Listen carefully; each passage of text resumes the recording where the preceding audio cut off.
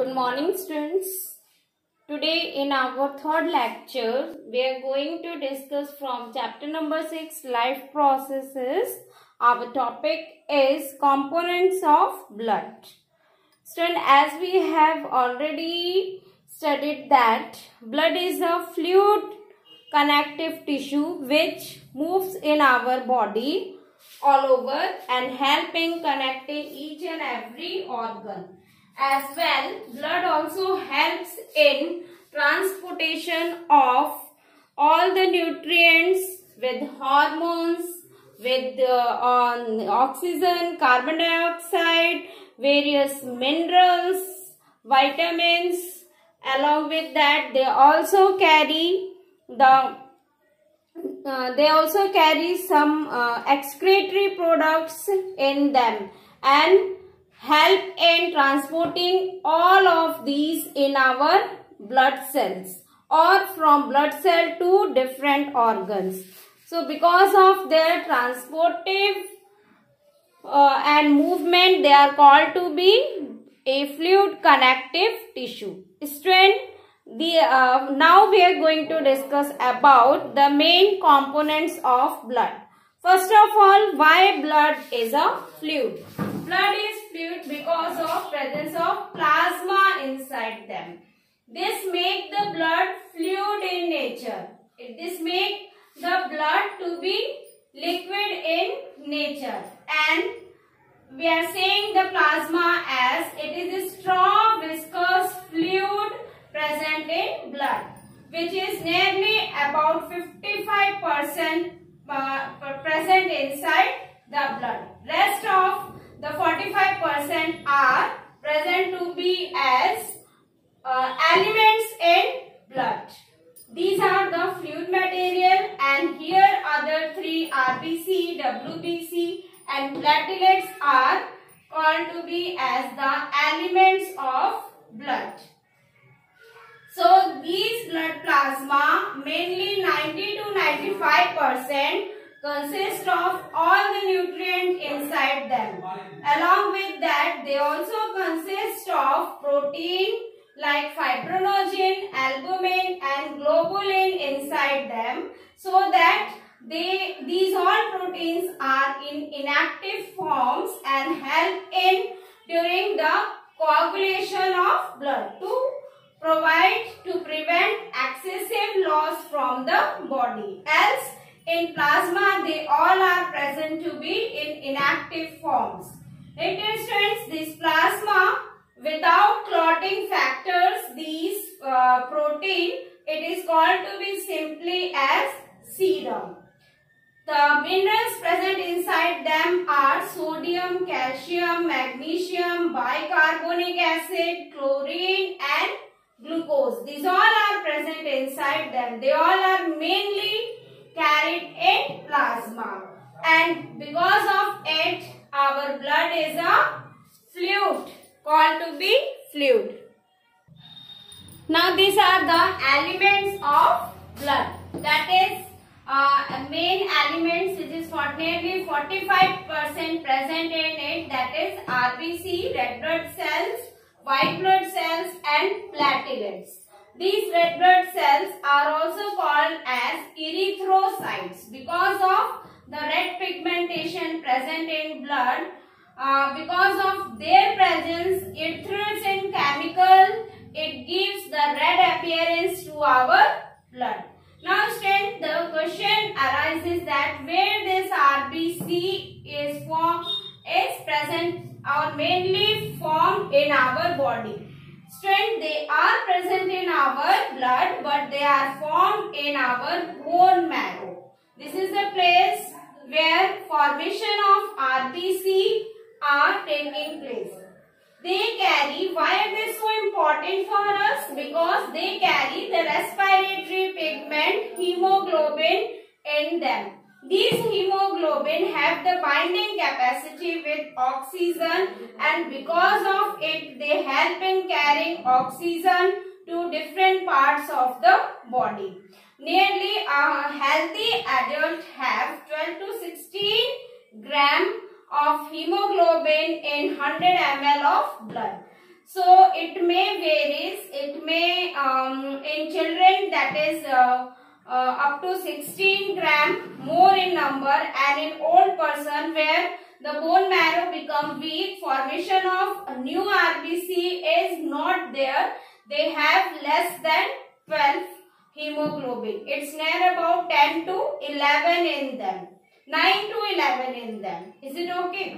But hemoglobin means that is a respiratory pigment. If level of hemoglobin will be high, it help you to be energetic because it carry oxygen and it help in and when oxygen will be transported, more energy will be released in body. So students, their life cycle is near about 120 days.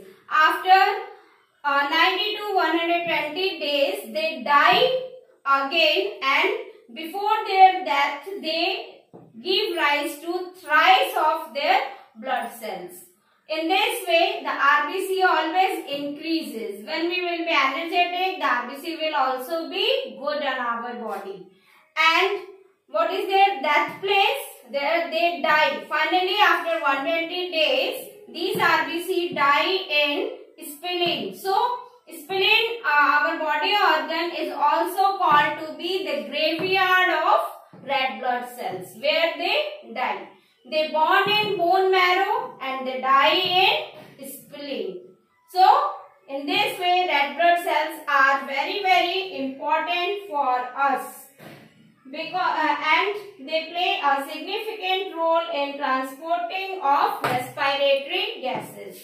Now the second element is WBC or white blood cells. So students, these white blood cells are also called as leukocytes. Leukocyte, leuko stand for the colorless pigmentation and white colorless or white pigmentation, and cyte means cells. So these are white blood cells are multinucleated, they consist of two parts, granulocytes and agranulocytes. Students, agranulocytes, again A stand here for the absence of granules. Okay, granules are the very small marble-like structure. So granulocytes present in them are called to be eosinophil, basophil and neutrophil. These are the granule-like component present inside the WBC. And agranulocytes are T lymphocytes and monocytes. These lymphocytes helps in providing immunity to our body. So white blood cells are also called as soldier of our body, because just like soldiers who are fighting on the border and protect our country, these white blood cells also fight in our cell and do not allow the pathogens. What are pathogens? These are disease causing organisms. So they fight with them and they fight with those infectious agent, the disease causing microorganisms, and protect our body from them. So in this manner, white blood cells are also called to be soldiers of our body, which protect us. But students, when this fight, if white blood cells get defeated by the pathogen, then what happens? We get infection from that pathogens because of reduced immunity or less immunity in our body. So the immunity is increased due to the presence of white blood cells, and they help in increasing our immunity and help in fighting with these disease causing agents. So students, they are generally 6,000 to 8,000 present in our blood per cubic millimeter, and In this way, they carry lymphocytes are 20 to 25% in our body for increasing and giving immune response to our body against any pathogen. Now student, the third element is the platelets. These platelets are also called to be thrombocytes because they carry a thrombin protein in them, thrombin and fibrinogen protein in them. And what is their main function? They help in clotting of blood when we met with an accident, or they help in coagulation of blood. When we met with an accident or when we have any injury, what happens? The blood comes out, the blood oozes out from that cutted part. So during that time, these platelets release fibrinogen and thrombin in active forms, and they make a mesh net-like structure which block the passage of blood from it. So friends, these platelets in this manner helps in clotting and prevent the loss of extra blood from our body during any kind of major injury in it. They are generally 1.5 lakhs to 3.5 lakhs per cubic millimeter present in our body. Their number when get reduced from 3 lakh below, it means that more infection is in our body, and that decreased number of reduction platelets can lead to the clotting disorder. And finally, when clotting will not take place properly, this lead to the excessive loss of blood from the body, which is not a good sign. So platelets are very helpful in preventing excessive loss from our body. They help us a lot for protecting our body from extra loss during any injury. Along with that, students, it's very rare disease that is called as hemophilia. These hemophilia do not allow the person who are suffering from this disease to clot their bloods. So it is very rare one and generally occurs in male body, and hardly out of 1 lakh, one person out of 1 lakh is suffering from this disease. Generally, we all are having plenty of platelets, and we can increase the platelets by eating vitamin K rich diet in our food.